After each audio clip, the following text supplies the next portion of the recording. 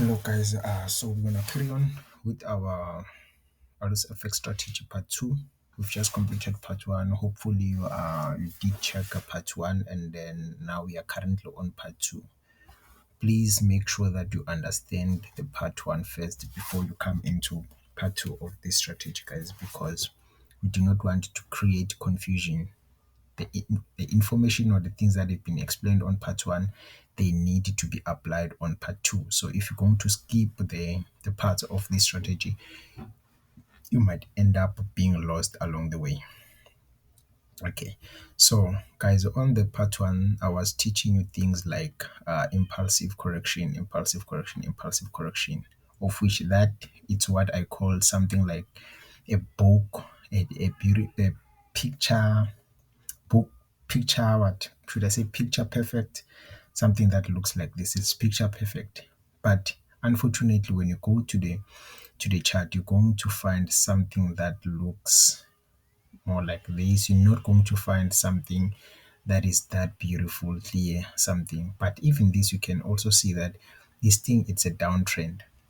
You see, you will never find something that looks this beautiful. You will forever find something that looks like this. So you have to be able to do what, to take this thing that is a bit messy, that you find usually find on your chart, and try to make it this beautiful by yourself, so that you can be able to clear the confusion a little bit, and then being able to analyze the market.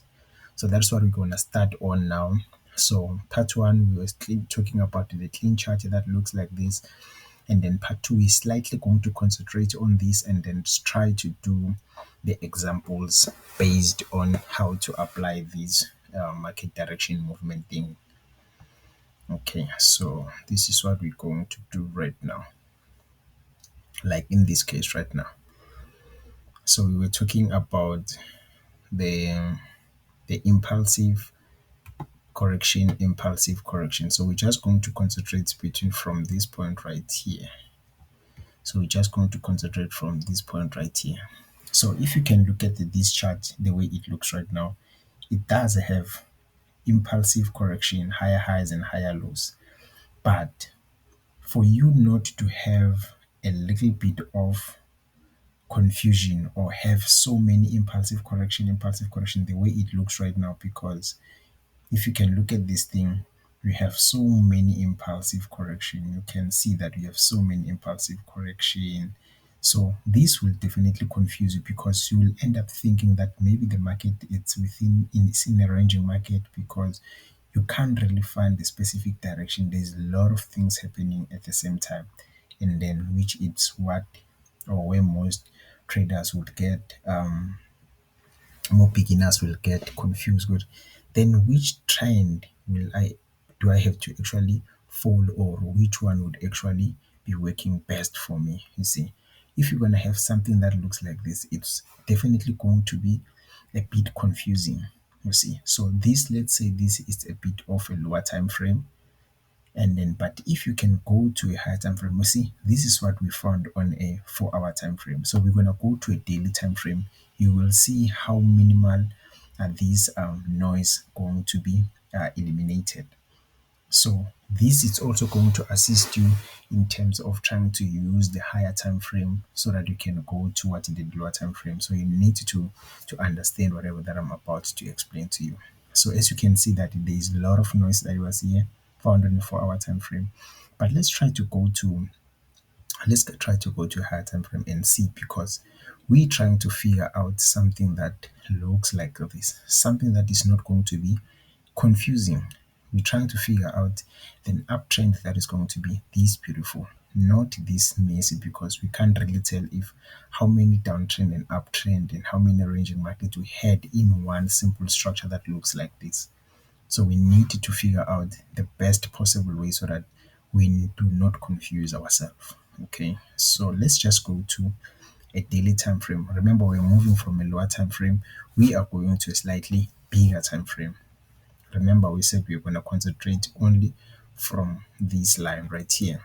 So when we are in a higher time frame, things are starting to be a bit easier for us.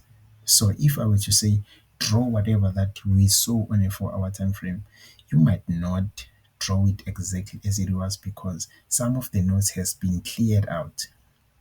I say maybe you can do something like this. Maybe you can do something like this. You see, maybe something like this. You see, maybe you can do something like, but it's much better than what we saw earlier on. Okay, so the more you go to a higher time frame, that is when you actually you're actually getting closer to having a structure which looks like this one, picture perfect, more like this one, because that is what we are trying to figure out now. Picture perfect, so that we can be able to know which one is an impulsive, which one is a correction. Okay, so let's just eliminate this. Let's try a weekly time frame and see will it slightly solve our problem or daily time frame is the perfect one. Okay, so we're going to try to zoom it in. Okay, weekly time frame has actually eliminated most of the information that we're actually looking for, but let me just go back to daily time frame. Okay, so when we go back to a daily time frame, this is what we find. We find something that looks like this. So you should be able to say if the market, if this is the lowest point, this is the highest point after this lowest. And then the market corrected, came to this point right here. Ignore anything of before in between this point, between these 2 points. Ignore anything between this point. Okay, let's just do this. Anything between these 2 points, ignore it. So the market, we're gonna say the market gave you an impulsive move and then it gave you a correction. But remember, the market will forever be in a correction phase until it breaks above either this point to create a new higher high, or if it goes down, which means it's still in a correction phase. But the moment it starts breaking this highest point, therefore, which means the market is causing a what? It's causing the break of structure, something that we spoke about on part one of this strategy. This is the break of structure right here. So if the market causes the break of structure, which means it's going to create the new higher high. The very same thing that like this. So whatever that is within between this highest point and this lowest point, whatever that is happening somewhere here, it's something that you shouldn't consider that much, or didn't want you don't want to put it within your structure identification if something is an uptrend or a downtrend or a higher high or a higher low. Okay, so in this case, we're going to have this high, and then we're going to say this is our low. And then the next high, it's going to be what? It's going to be this high right here. And then the next low point is going to be this low point right here. So I say to you, the moment after you created a high and you created a low, ignore anything between these 2 points right here. We're still trying to figure out how to identify the structure, guys. We're still going to make use of this in between information, but for now let's just concentrate on identifying the what, the structure. Let's just concentrate on trying to identify the what, the structure. So from this point right here, you can then say, okay, this was the lowest point. I can say, okay, this was the highest point the market created above, so it's the highest point. And then you can say this one was a correction, and then the market again went broke above this point, created this high right here. So the market currently, we can say the market is currently in kinda the correction phase that it can still go towards the upside. So when you're looking at this, so when you're looking at this point right here, we said impulsive correction, impulsive correction, impulsive correction, impulsive. Therefore, you could actually trying to figure out or try to see that we actually kinda getting the what, the perfect picture perfect structure that we actually looking for. You see, so this is the best possible way for you to find what, to find it, try to figuring out the picture perfect structure. You can only do that on a higher time frame.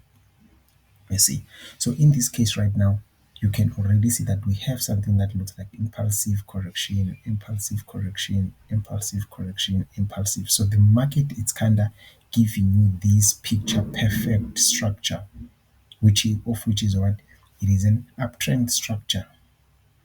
Okay, so this is what you're trying to figure out. You don't want to be in the market whereby, unless you are already experienced, you can already see these things, then you can be able to use the 4 hour time frame. Like myself right now, at the level that I think I'm at, I could have been able to see that, okay, this market is going to be moving in this manner.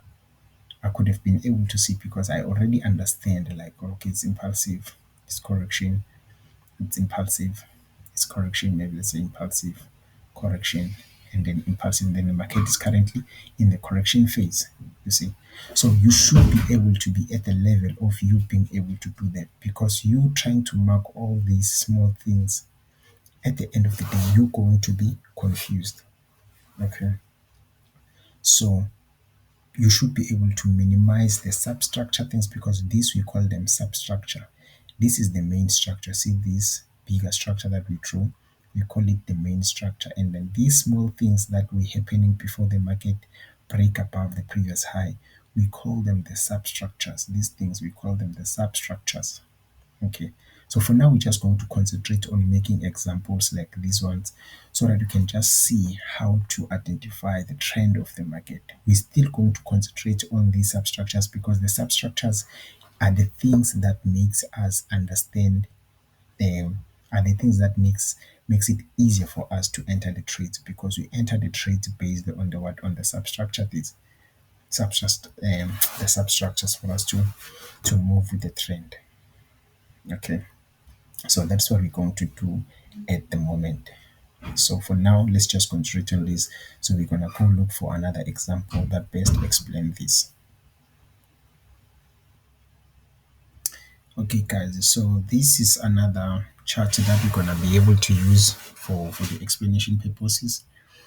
So I want for now as for us guys to actually concentrate on this part of the chart, because I'm trying to make you guys understand the importance, or how easy the higher time frame can make it easier for you to understand what you're actually dealing with, because the higher time frame can actually really make things a bit easier for you to understand what you are actually dealing with. Let's just concentrate on this part of the graph. Let's just from this point right here until to this point right here. So we're going to concentrate on this part of the graph.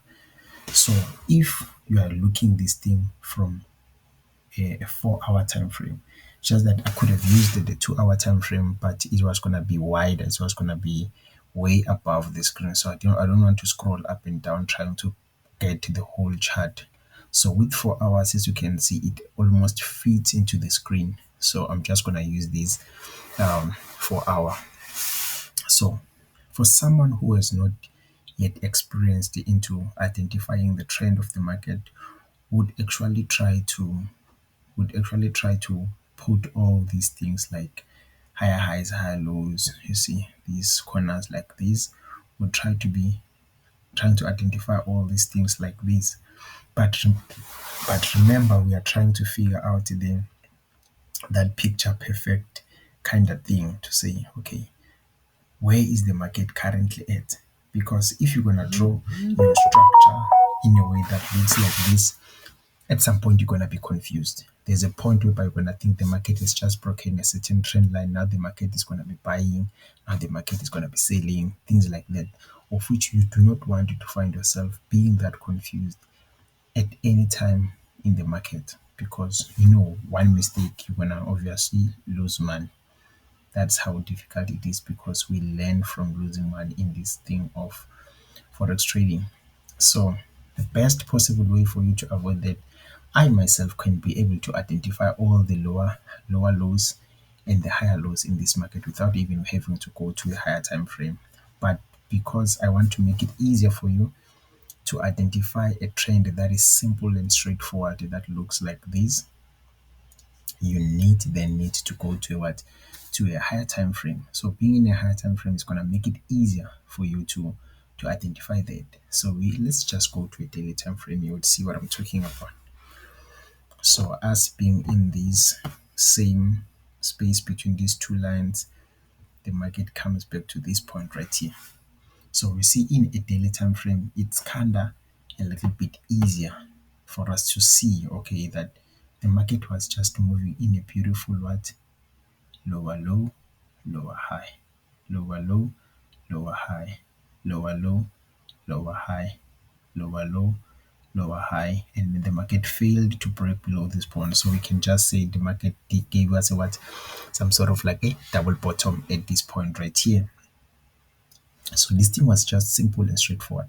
So do you see that you have to find the best possible way for you to get this beautiful structure, beautiful picture, a trend identification, so that you don't get confused in a way. Because the moment you know that this was an impulsive and then the market gave you a correction, then you would know that okay, I can be what? I can maybe throw a zone right here, so that if the market the next time it gets to that point, I can take a sell.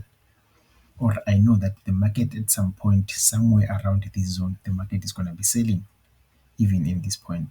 Once the market created this low and then it went up to create a certain high, you know at some point the market will be what? Will be going toward the downside, will be giving an impulsive phase because it had a break of structure right here, it moved to the downside.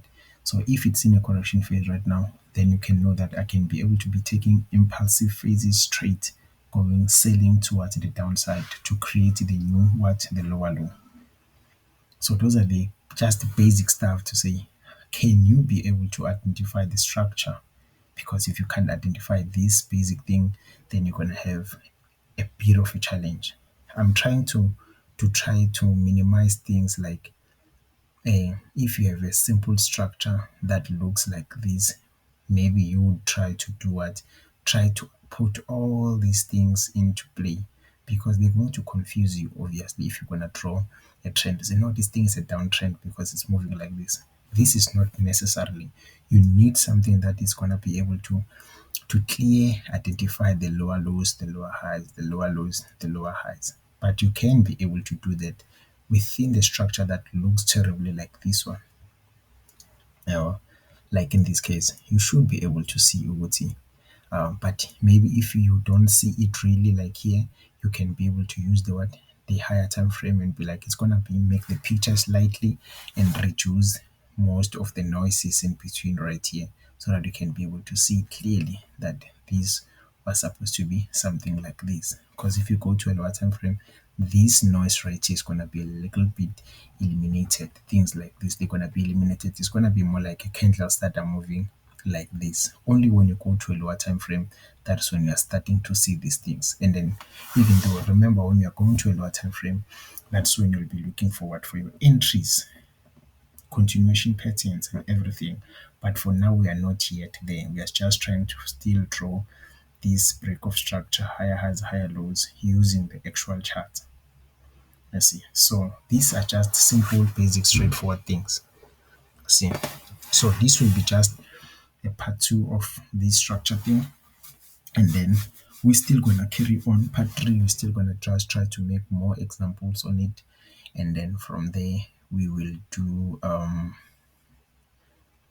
let me see. Okay, we'll see what we do next because I'm trying to figure out the best possible way to combine all these things together so that when we try to analyze the market now, you have the picture. Where am I actually coming from with this kind of information? Because identifying the impulsive correction is very, very, very important if you are trading the continuation patterns. Okay, so for now, we're going to end the part two and then we're going to jump into part three of the strategy.